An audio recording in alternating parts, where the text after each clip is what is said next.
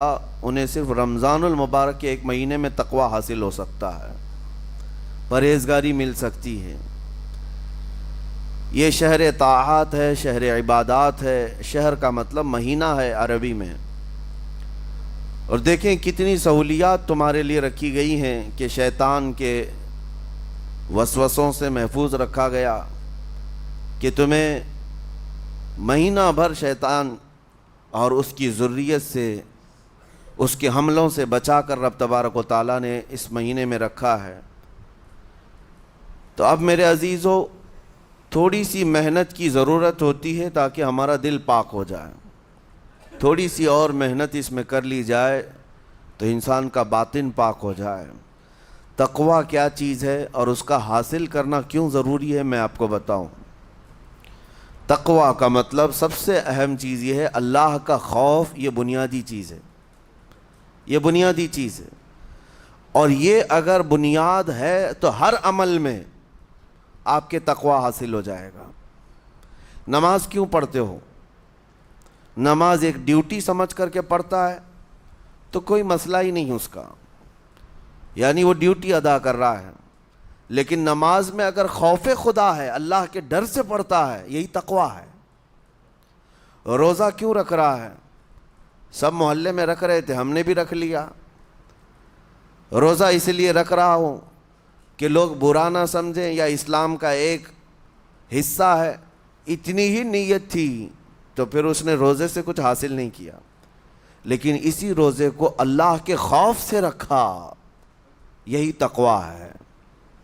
تو خوف خدا، اللہ کا خوف آ جانا ہر عمل میں، یہی تقوی ہے۔ اور اگر یہ چیز نہیں ہے تو انسان بہت بڑے بڑے گناہ بھی کر جاتا ہے، اسے ڈر نہیں لگتا۔ روزہ چھوڑ دیا، اسے کوئی خوف ہی نہیں ہے، بلکہ دھڑلے سے لوگوں کے سامنے کہتا بھی پھر رہا ہو کہ مجھے یہ سب چیزوں میں وشواس نہیں، یقین نہیں ہے۔ یہ باتیں اس زبان سے آتی ہیں جس کے ہاں اللہ کا خوف ہے ہی نہیں، اللہ کا ڈر نہیں۔ اسی لیے قرآن میں اللہ نے فرمایا لعلکم تتقون، تم پر روزے اللہ نے فرض کیے ہیں تاکہ تمہیں تقوی مل جائے، اللہ کا خوف۔ اور یہ کتنی اہم چیز ہے میں آپ کو بتاؤں، خوف خدا۔ خوف خدا کا مطلب کہ اللہ کا ڈر، اللہ کا خوف، یہ تمہاری پوری باڈی کو صحیح کرتا ہے، اندر سے بھی باہر سے بھی۔ خوف خدا، تم ہر قدم پر اگر یہ سوچتے ہو کہ میرا رب مجھے دیکھ رہا ہے، جیسے کہ آپ کو پتہ ہے حدیث پاک میں حضور صلی اللہ تعالیٰ علیہ وسلم سے پوچھا بھی گیا، احسان کیا ہے، یعنی نیکی کس کو کہتے ہیں؟ حضور نے فرمایا تم نماز ایسی پڑھو یا عبادت ایسے کرو جیسے تم اللہ کو دیکھ رہے ہو۔ اور اگر یہ نہیں ہو سکتا تم سے تو اتنا احساس تو رہے کہ اللہ تمہیں دیکھ رہا ہے۔ تو ہر عمل میں تمہارے یہ سوچ آئے کہ مجھے میرا رب دیکھ رہا ہے، تمہارے قدم سنبھل جائیں گے۔ آج آپ مسجد میں بیٹھے ہیں، ادب سے بیٹھے ہیں، حالانکہ ایک آدھے گھنٹے کے بعد جسم کو پھیلنے کی حاجت ہونے لگتی ہے، تھوڑا پیر پھیلا لوں، پیٹھ کو ٹیک دے دوں، نہیں کرتے آپ، اس لیے کہ آپ کو احساس ہے کہ امام صاحب دیکھ رہے ہیں، مفتی صاحب دیکھ رہے ہیں، یا پھر مجمع میں لوگ دیکھ رہے ہیں۔ تو یہاں پر ہمارے دیکھنے کے احساس سے آپ کے پیر نہیں پھیلتے ہیں، آپ پھیل کے نہیں بیٹھتے۔ تو ہم میاں نہ سزا دینے والے نہ جزا دینے والے ہیں۔ یہی احساس اگر اللہ کے دیکھنے کا ہو جائے کہ میرا رب مجھے دیکھ رہا ہے، تو پھر آپ کو کسی نگرانی کی ضرورت نہیں، کہیں کسی سی سی ٹی وی کی ضرورت نہیں۔ اللہ کا خوف اگر بندے کے دل میں آ جائے، وہ ہر لمحے، ہر گھڑی، ہر علاقے میں محفوظ رہتا ہے، اپنے آپ کو محفوظ رکھتا ہے۔ میرے عزیزو، 4 سال کی عمر ہے امام اہل سنت فاضل بریلوی رحمۃ اللہ علیہ، امام محمد رضا خان رحمۃ اللہ علیہ، 4 سال کی عمر میں روزہ رکھ لیا۔ گرمیوں کی شدت تھی، گھرانہ علمی گھرانہ ہے، باپ بھی بڑے عالم دین، دادا بھی بڑے عالم دین ہیں۔ 4 سال کی عمر میں روزہ تو رکھ لیا، اور جب تھوڑی دوپہر ڈھل گئی، اچھوں کی حالت دھوپ کے دنوں میں خراب ہونے لگتی ہے، تو شام ہونے کو قریب تھی کہ ایک کمرے کے اندر دادا محترم نے پوتے کو بند کر دیا اور کچھ پھل فروٹ ساری چیزیں اندر رکھ کر کے دروازہ باہر سے بند کر لیا. کہا بیٹا کھا لینا, میں کسی کو بتاؤں گا نہیں, کسی کو نہیں بولوں گا. 4 سال کی عمر ہے, تمہارا روزہ بھی رہے گا, کھا کر کے تھوڑا پیٹ ہلکا کر لینا. تو یہ دروازہ بند کر کے دادا محترم چلے گئے. کافی دیر کے بعد دروازہ کھلا تو وہ پھل فروٹ ویسے کے ویسے ہیں, بچہ ویسے ہی بیٹھا ہوا ہے. امام احمد رضا رحمۃ اللہ تعالی علیہ, 4 سال کی عمر کی بات کر رہا ہوں. دادا نے آ کر پوچھا بیٹا کھائے نہیں, دروازہ بند کر لیا تھا. تو 4 سال کی عمر میں مولانا امام احمد رضا کہنے لگے کھا تو لیتا لیکن ہر گھڑی میرا مولا تو دیکھ رہا ہے, جس کے لیے روزہ رکھا وہ تو دیکھ رہا ہے. یہ ہے تقویٰ, یہ ہے خوف خدا, کہ اگر یہ کسی کے دل میں بیٹھ جائے, اسے لوگوں کو دکھانے کی یا لوگوں کے اسے دیکھنے کی کوئی ضرورت ہی نہیں. میرے عزیزو, تقویٰ حاصل کرنے کا یہ اتنا بہترین راستہ ہے, اتنا بہترین راستہ ہے. آپ روزہ ہیں, کس کو پتہ ہے؟ میں روزہ ہوں, کس کو پتہ ہے؟ یہ راز ہے میرے اور اللہ کے درمیان. آپ روزہ ہیں, یہ راز ہے آپ کے اور اللہ کے درمیان. بہت سارے موقع آپ کے پاس ہیں دن بھر میں, فجر سے لے کر عصر تک. کئی مرتبہ وضو میں جانا پڑتا ہے, باضابطہ آپ کلی کر رہے ہیں, آدھا نگل جاتے, کس کو خبر ہے؟ یا کہیں چھپ کر کے کوئی ہلکی سی چیز چبا لیتے, کس کو خبر ہے؟ اس لیے کہ یہ اندرونی معاملہ ہے, راز ہے. آپ کھا رہے ہیں پی رہے ہیں یا نہیں کھا رہے ہیں نہیں پی رہے ہیں, یہ کوئی دوسرا نہیں کہہ سکتا. آپ کے اور آپ کے اللہ کے درمیان یہ راز ہے. اور آپ بچے ہوئے ہیں, حلق سوکھا ہے شام کے وقت میں, اور پیٹ بھی پیٹ سے لگنے آ جاتی ہے. کام کرنے والے جانتے ہیں کہ شام ہوتے ہی روزے کا اثر کس قدر ظاہر ہوتا ہے. کام کرنے والوں کو زیادہ اثر پڑتا ہے, اے سی میں سونے والوں کو روزہ کہاں پتہ چلتا ہے. لیکن اس وقت بھی وہ نہ پانی کا ایک قطرہ حلق میں ڈالنا چاہتا ہے, نہ کوئی چیز چھپ کر کے چبانا چاہتا ہے. مجھے بتاؤ میرے عزیزو, کیوں اپنے آپ پر یہ تکلیف اور اپنے آپ پر یہ زیادتی کر رہے ہو؟ آپ کو اندازہ ہوتا ہے یہ میں زیادتی نہیں کر رہا, نہ یہ اپنے آپ کو تکلیف میں ڈال رہا ہوں, یہ میرے رب کی رضا ہے, میں اسی پر قائم ہوں. اسی لیے فرمایا گیا کہ جب افطاری کا دسترخوان بچھتا ہے اور پہلے ہی آ کر کے لوگ بیٹھتے ہیں, اور یہ سنت بھی ہے, ایسے نہیں کہ بھاگتے بھاگتے آپ آئے, وقت ہوا کھجور لیے اور کھا گئے. افطاری کے وقت سے تھوڑی دیر پہلے بیٹھ جاؤ, تمہارے دسترخوان پر نعمتیں رکھی ہوئی ہیں, پھل بھی ہیں, میوہ جات بھی ہیں, کچھ کھانے پینے کی چیزیں بھی ہیں, ٹھنڈا شربت بھی ہے, دیکھتے ہوئے بیٹھے ہیں آپ, لیکن ہاتھ نہیں لگاتے ہیں. انتظار ہے وقت کا کہ ادھر سورج کے غروب ہونا ہے اور میری افطار ہونی ہے. اعلان سنتے ہیں, اذان سنتے ہیں, اس کے بعد آپ اٹھاتے ہیں, لیکن اتنی دیر تک آپ خاموش بیٹھے ہیں دسترخوان کے پاس, سارے لوگ دیکھتے رہتے. یہ وہ منظر ہے جس کو فرمایا گیا رب ذوالجلال بھی اپنے بندوں کو دیکھ رہا ہے, رب تبارک و تعالیٰ بھی دیکھ رہا ہے اپنے بندوں کو. اور سارے فرشتوں کو بلا کر میرا مولا اعلان فرماتا ہے, یہ میرے بندے ہیں, دیکھو یہ شام کا وقت ہے, ان کے حلق سوکھ چکے ہیں, ان کے پیٹ میں بھوک کی شدت ہے, اور ان کے سامنے اچھی نعمتیں پڑی ہوئی ہیں. اے فرشتوں دیکھو, میرے ان بندوں میں سے کوئی بھی ان نعمتوں کو ہاتھ نہیں لگاتا, یہ صرف اور صرف میرے لیے بھوکے اور پیاسے ہیں. اور فرشتوں سے اللہ فرماتا ہے تم گواہ ہو جاؤ, ان کی حلق تر ہونے سے پہلے ان کے لیے میں نے جنت لکھ دیا. اسی لیے حدیث پاک میں ہے, جب افطار کرتے میرے آقا صلی اللہ علیہ وسلم یوں ارشاد فرماتے, ذهب الظمأ وابتلت العروق وثبت الاجر انشاءاللہ. پیاس بجھ گئی, رگیں ٹھنڈی ہو گئی, اور اجر اللہ کے ہاں پکا ہو گیا.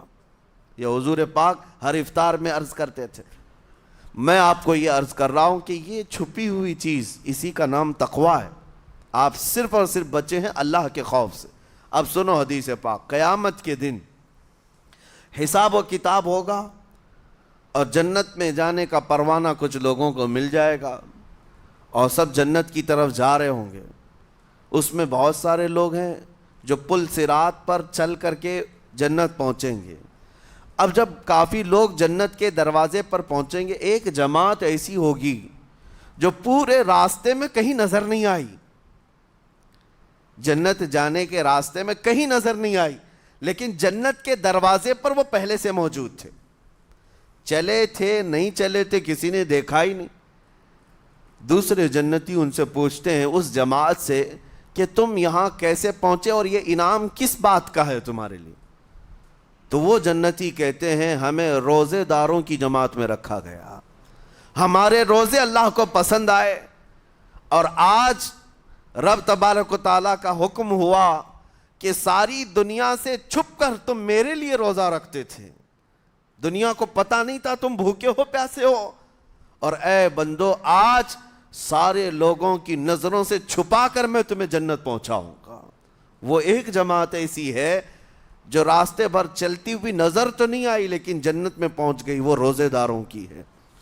آج یہ تقوی حاصل کرنے کا سب سے بہترین راستہ، اور تقوی کیوں ضروری ہے؟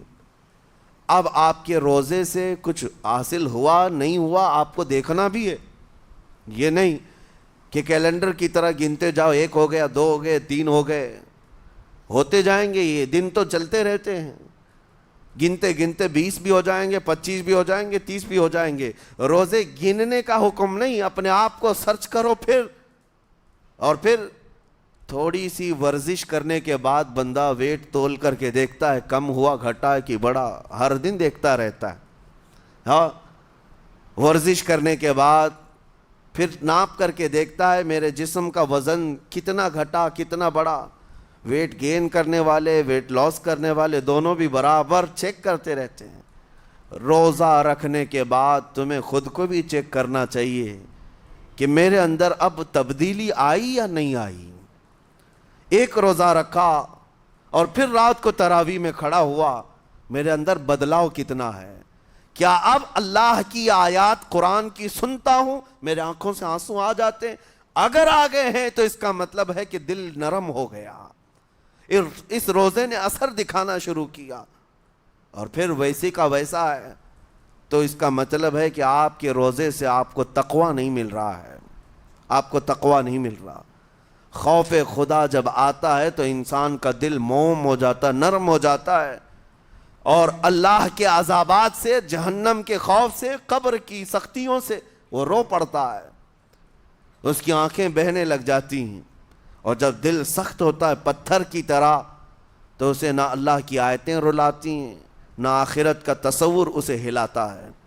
اسی لیے قیامت کے دن کے بارے میں آپ کو بتاؤں، نبی پاک صلی اللہ تعالیٰ علیہ وسلم کی امت کی طرف جہنم کی آگ شعلے لپکاتے ہوئے بڑھتی آ رہی ہوگی بہت تیزی سے، قریب ہے کہ وہ جہنم کی آگ سب کو اپنے لپیٹ میں لے لیں۔ وہاں کھڑے ہوئے بہت سارے لوگ اپنے اپنے اعمال کا صدقہ پیش کرنے لگے، حاجی اپنے حج پیش کر رہے ہیں، نمازی اپنے نماز، روزے دار اپنے روزے، کہ اے جہنم ہماری یہ نیکیوں کا صدقہ رک جا۔ جہنم کی آگ بڑھتی چلی آئی، بڑھ رہی تھی۔ جبرائیل امین علیہ الصلاۃ والتسلیم حاضر ہوتے ہیں بارگاہ مصطفیٰ صلی اللہ علیہ وسلم میں، ایک پانی کا پیالہ انہوں نے پیش کیا اور کہا یا رسول اللہ صلی اللہ علیہ وسلم یہ پانی آپ اس آگ پر چھڑک دیں۔ نبی پاک صلی اللہ تعالیٰ علیہ وسلم نے وہ پانی اس آگ کی طرف پھینکا تو آگ دور چلی گئی، جو جہنم کی آگ اچانک بجھ گئی، کافی دور چلی گئی جو امت کی طرف لپک رہی تھی۔ رسول رحمت صلی اللہ تعالیٰ علیہ وسلم نے پوچھا جبرائیل سے یہ اتنا اثردار پانی ہے کون سا؟ یہ جبرائیل امین عرض کرتے ہیں یا رسول اللہ یہ آپ کے ان امتیوں کے آنسوؤں کا پانی ہے جو رات کھڑے ہو کر اپنے رب کے خوف سے رویا کرتے تھے، وہ اللہ کے خوف سے تھر تھراتے تھے، ڈر کر کے ان کے آنکھوں سے جو آنسو آتے۔ جبرائیل امین کہتے ہیں میں نے وہ آنسو جمع کر رکھے تھے اور وہ آج میں نے آپ کے سامنے پیش کیا۔ ایک آنسو کا قطرہ جہنم کی آگ بجھانے کے لیے کافی ہے۔ موتی سمجھ کے شان کریمی نے چن لیے قطرے جو گرے تھے عرق انفعال کے۔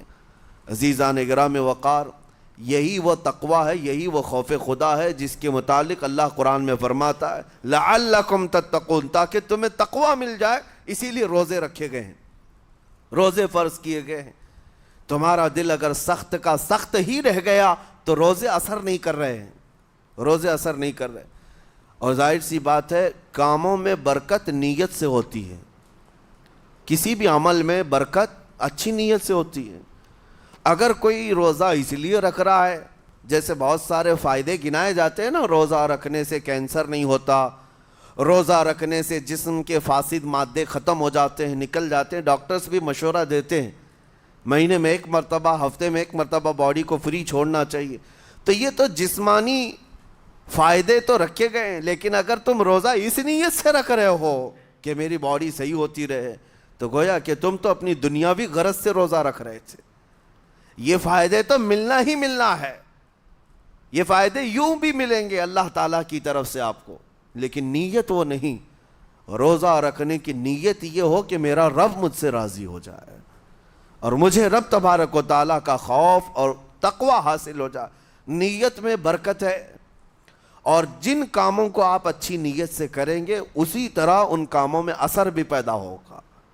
روزہ رکھنے سے پہلے آج نیت یہی کریں کہ مولا تعالیٰ یہ روزہ میرے تمام برے اعمال کے لیے کفارہ ہو جائے، یہ ڈھال بن جائے۔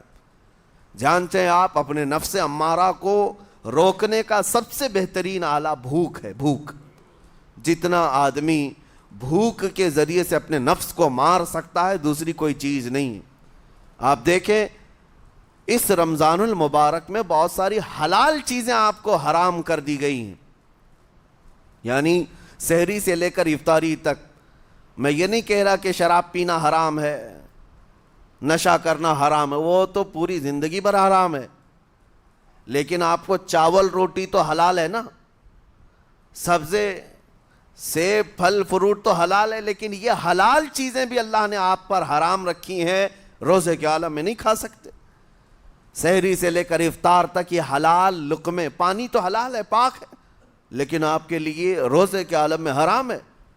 اسی طرح شادی شدہ مرد اپنی عورت کے ساتھ زندگی بھر کبھی بھی جمع کر سکتا ہے، رات میں سو سکتا ہے، لیکن حالت روزہ میں وہ حلال کام بھی حرام ہے، حلال کام بھی حرام ہے۔ اپنی عورت سے جمع کرنا حالت روزہ میں کیوں روکا گیا؟ کھانا پینا بھی حلال تھا، عورتوں کے ساتھ شباشی بھی حلال تھی، لیکن روزے کے عالم میں ان حلال چیزوں کو روکا گیا۔ تو آپ سوچ سکتے ہیں اس چیز کو، سوچ سکتے؟ وجہ یہ ہے کہ حلال چیزوں سے آپ کو روک کر بڑے حرام چیزوں سے بچانا مقصود ہے۔ آج اگر اپنے آپ میں اتنا کنٹرول کر لے جاؤ کہ چند حلال چیزوں سے دن بھر بچ سکتے ہو، انشاءاللہ رمضان کے بعد بڑی حرام چیزوں سے بھی اللہ آپ کو محفوظ رکھے گا۔ میرے عزیزو، برا ہے ان لوگوں کا جن کو میرے آقا صلی اللہ تعالیٰ علیہ وسلم نے دعائے ہلاکت فرمائی۔ اس سے بدنصیب کوئی ہو سکتا ہے؟ جن کے لیے رسول رحمت صلی اللہ تعالیٰ علیہ وسلم کی دعائے ہلاکت ہوئی ہو۔ حضور صلی اللہ تعالیٰ علیہ وسلم ایک دن مسجد نبوی شریف میں تشریف لے جا رہے تھے، منبر پر آپ نے قدم رکھا، آمین کہا، پھر دوسرے زینے پر قدم رکھا، آمین کہا، تیسرے زینے پر قدم رکھا، آمین کہا۔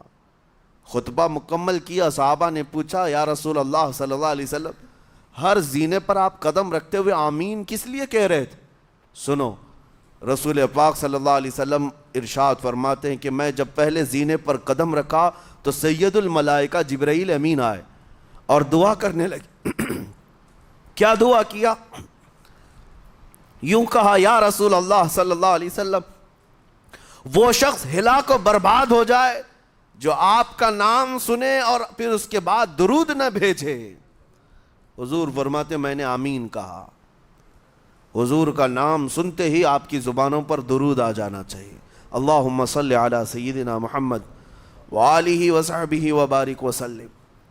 میرے آقا فرماتے ہیں دوسرے زینے پر قدم رکھا تو جبرائیل امین نے یوں کہا یا رسول اللہ صلی اللہ علیہ وسلم وہ شخص ہلاک و برباد ہو جائے جو زندگی میں اپنے ماں اور باپ میں سے کسی ایک کے بڑھاپے کو پایا اور ان کی خدمت کر کے جنت نہیں حاصل کر سکا بلکہ ان کو ایسے ہی چھوڑے رکھا، ایسا شخص برباد ہو جائے۔ حضور فرماتے میں نے آمین کہا۔ پھر جبرائیل امین نے کہا تیسرے زینے پر قدم رکھتے ہی میرے آقا فرماتے ہیں جبرائیل نے یوں دعا کی کہ اے اللہ کے رسول وہ شخص ہلاک و برباد ہو جائے جو رمضان کا مہینہ پایا لیکن اس کا ادب نہیں کر سکا، اس کا احترام نہیں کر سکا۔ حضور فرماتے میں نے اس پر بھی آمین کہا۔ جس کی ہلاکت کے لیے جبرائیل امین دعا کر رہے ہوں اور اس دعا پر سید الانبیاء آمین کہہ رہے ہوں، ایسے شخص کی بربادی کا کیا انجام ہو سکتا ہے؟ وہ کتنا بد نصیب ہوگا۔ اسی لیے میرے عزیزوں مسلمانوں میں یہ رواج ہی نہیں ہونا چاہیے کہ اٹھ کر کے پوچھتے رہیں روزہ ہے کہ نہیں ہے، روزہ ہے کہ نہیں ہے۔ مسلمان ہے تو روزہ ہے، اور یہ کوئی آپشنلی عبادت نہیں ہے کہ 4 رکھ لیا 2 نہیں رکھا، آپشنلی نہیں، یہ فرض عین ہے۔ ایک روزے کو چھوڑنے کا گناہ فرمایا گیا 600 سال تک اسے دوزخ میں رکھا جائے گا، 600 سال تک۔ یہ معمولی چیز نہیں ہے، اور جن کے پچھلے روزے قضا ہو چکے ہیں معاف نہیں ہوں گے۔ تھپڑ مار لیں گال پہ، توبہ توبہ کر لیں، معاف نہیں ہوں گے۔ توبہ تو کرنے کے ساتھ ساتھ قضا بھی کرنا ہوگا۔ جب موقع ملے سال بھر میں اپنے چھوٹے ہوئے روزوں کو واپس کرنا ہے۔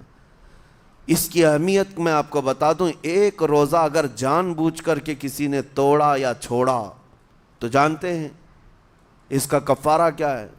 اس کا کفارہ یہ ہے کہ اس کے بدلے میں دوسرے دنوں میں 60 روزے کنٹینیو رکھے۔ رمضان کا ایک روزہ پورا کرنے کے لیے 60 روزے رکھنے پڑ جائیں گے۔ ہاں اگر کسی عذر کی وجہ سے، کسی تکلیف کی وجہ سے چھوڑا تھا، بیمار تھا یا سفر میں تھا یا تکلیف کی شدت تھی، اس وجہ سے روزہ چھوڑا تھا، تو اس کے بدلے میں ایک روزے کی قضا ایک ہی روزہ ہوگی۔ لیکن بغیر کسی عذر کے، شہوت کی وجہ سے، نفس پرستی کی وجہ سے توڑا تھا یا چھوڑا تھا تو پھر 60 روزے رکھنے پڑ جائیں گے۔ اس سے اندازہ ہوتا ہے کہ ایک روزے کی اہمیت کیا ہے رمضان کے۔ اسی لیے میرے عزیزو یہ روزے آسان ہیں، روزے آسان ہیں، اس کو رکھ لو، اس کی جزا بہت بڑی ہے، اس کی جزا بہت بڑی۔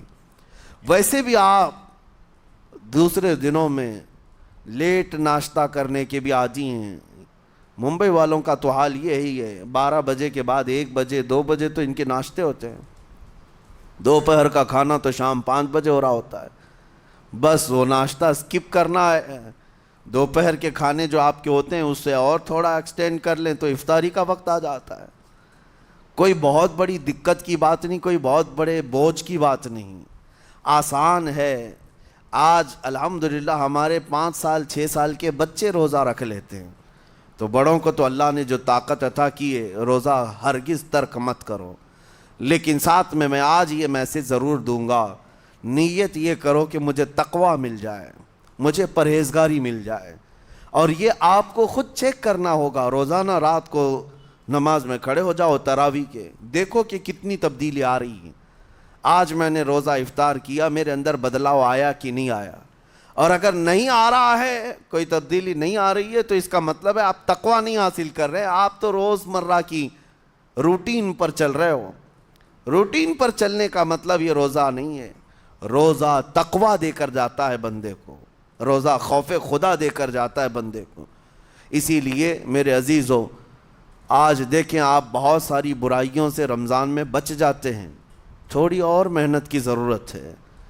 ہم نے دیکھا ہے بہت سارے گھروں میں، باقی عیاش گھروں کی مجھے کوئی وہ نہیں ہے، ان سے کوئی لینا دینا نہیں، لیکن نارمل مسلمانوں کے گھروں میں بھی ہوتا یہ ہے، عورتیں بچوں کو تلقین کرنا شروع کر دیتی ہیں، گانے بند کرو، ٹی وی بند رکھو، بہت ساری چیزیں بند رکھو کہ رمضان آیا ہوا ہے۔